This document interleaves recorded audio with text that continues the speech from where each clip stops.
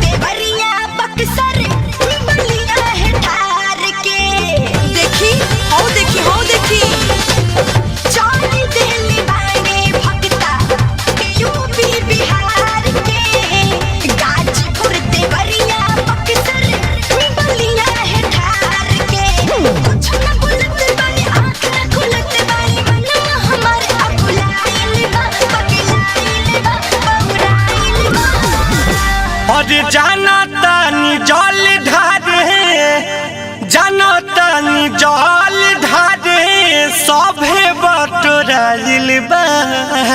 त काहे ला देरी करत तानी? त कैसे के जानी गौरा बस हमे भुलाइल बा। त कैसे के जानी गौरा बस हमे हेराइल बा।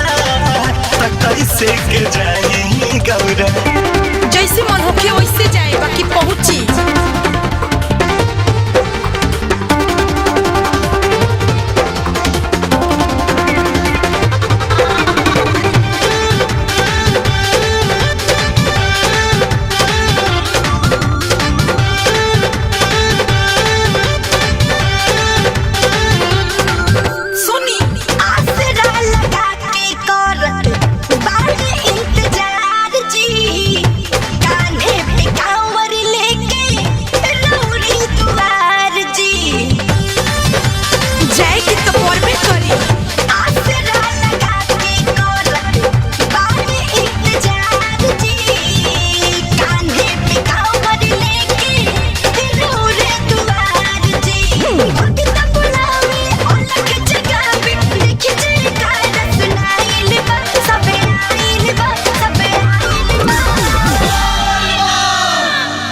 इज्जत के बात बढ़वे इज्जत के बात बढ़वे अभी लेना जाइल बा।